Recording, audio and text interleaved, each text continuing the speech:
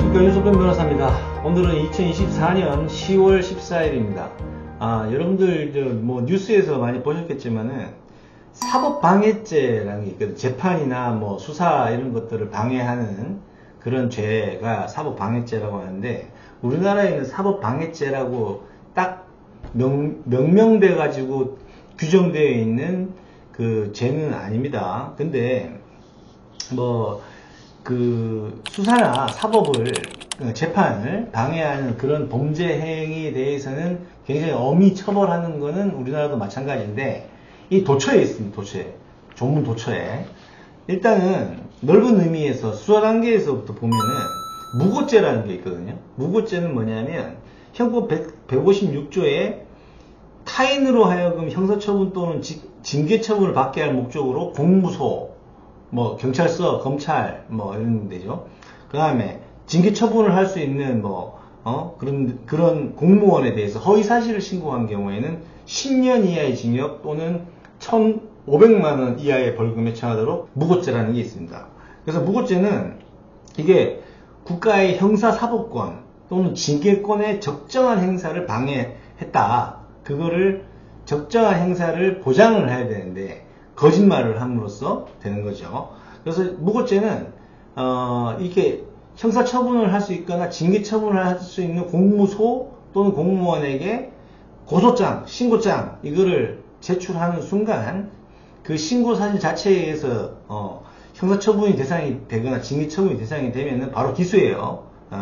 바로 범죄가 성립하는 겁니다. 근데 허위사실을 신고했다 하더라도 신고 당시 그 사실 자체가 형사범죄를 구성하지 않으면 그때는 무고죄는 성립하지 않는 겁니다. 어차피 신고하고 형사처분을 받게 해달라고 신고하거나 징계처분을 해달라고 신고하는 공무소 공무원들이 이게 허위사실인지 아닌지를 진위를 감별해야 되는 그런 또 의무도 있는 거거든요. 그래서 신고사실 자체에 의해서 허위사실에 의해서의 범죄가 형사처분, 징계처분 대상이 될 수 있는 경우에 기소가 되는 겁니다.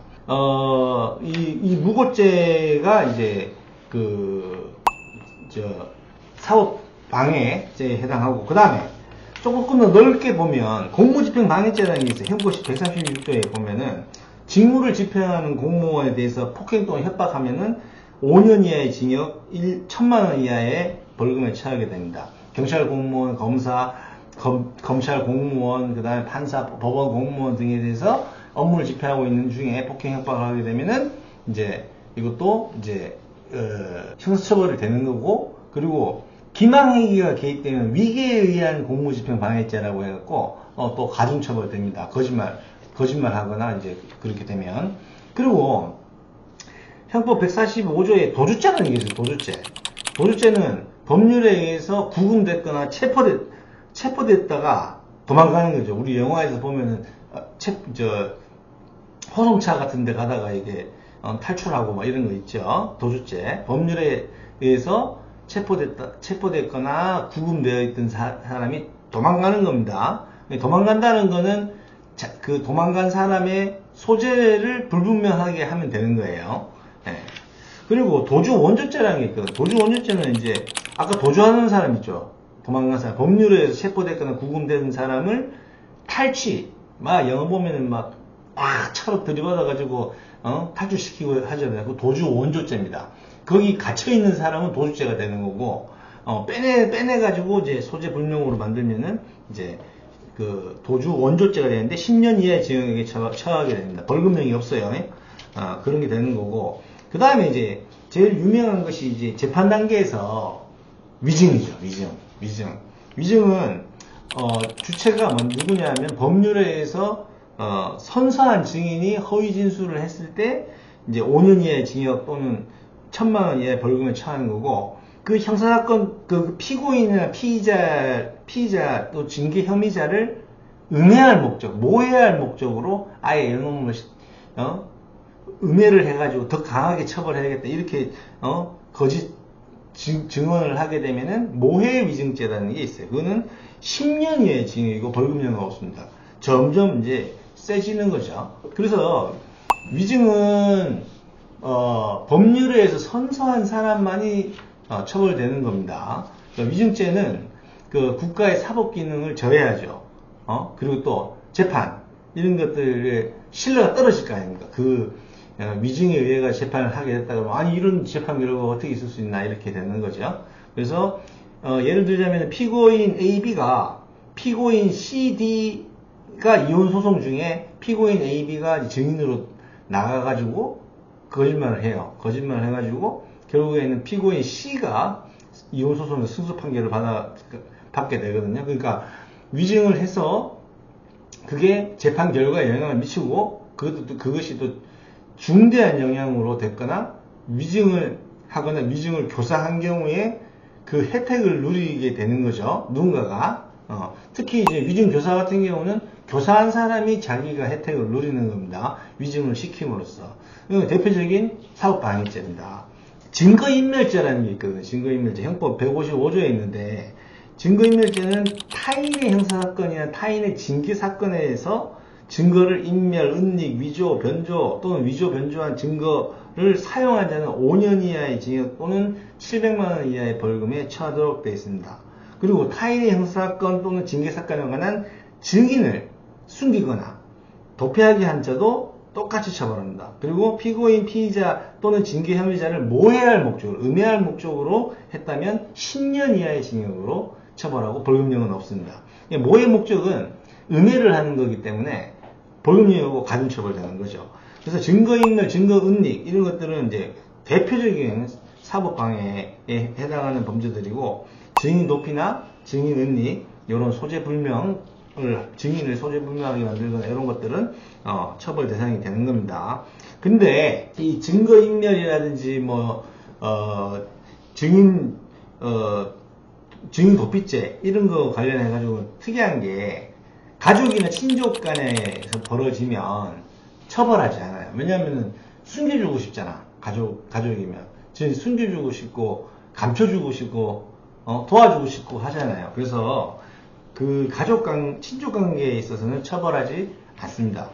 근데 일단은 이제 무고죄라든지 그 다음에 위증죄라든지 증거인멸이라든지 공무집행 방해, 위계의 공무집행 방해라든지 여러 가지 수사 활동을 방해하거나 그 다음에 재판 활동을 방해해가지고 그 어떤 수사 기능이라든지 재판 기능을 저해하고 방해하고 그리고 그게 결과가 또 자기들이 거짓말하고 한 것들에 의해서 속이 달성하고자 했던 목적을 달성해서 그게 결론적으로 나와서 사법부 신뢰를 훼손하고 수사기관에 대한 믿음을 훼손하게 된다 그러면 이거는 공권력이 누가 이제 그거를 신뢰하고 하겠어, 국민들 입장에서. 그렇죠. 그래서 이런 것들은 엄히 처벌하고 있고 엄히 처벌돼야 됩니다. 특히나 그냥 내가 지금 거짓말한다, 스스로 내가 도망간다 이런 거는 그렇잖아요. 원래 처벌받기 싫어가지고 하는 이건 인지상정이라서 그런데 교사죄는 위증교사라든지 무고교사라든지 증거인멸교사라든지 증거은닉교사라든지 이런 교사죄 원래는 교사범은 어떤 범죄를 시키는 거거든요. 시키는 건데 동일하게 처벌하도록 되어 있어요. 그러니까 거짓말한 사람하고 거짓말을 시킨 사람하고 동일하게 처벌되는 건데 이런 어떤 사법방해죄의 성격에 해당하는 범죄들은 교사범을 좀 더 가중처벌하게 되어 있습니다. 그래서 원래는 교사범하고 그 정범, 범죄 행위를 사주받아가지고 했던 그 정범과 교사범은 동일하게 처벌하도록 형법에 규정되어 있지만 실무적으로 봤을 때는 위증교사라든지 증거인멸 은닉교사라든지 무고교사라든지 이런 것들은 그 교사한 사람이 이득을 누리는 거기 때문에 죄질이 나쁘다고 봐가지고 정범보다도 오히려 교사범을 높게 엄하게 처벌하는 경향이 있습니다. 그 사업방해죄 이런 것들이 지금 많이 나오잖아요. 근데 실제 지금 형법에 보면은 우리나라는 사업방해죄라고 해서 포괄적으로 규정하고 있는 것이 아니고 여러 개별 규정에 의해 가지고 도처에 놓여 있습니다. 이걸 포섭하자면 많은 범죄들이고 이게 축소하자 그러면 무고 위증 요 정도 수준으로 그러니까 압축시킬 수도 있어요. 근데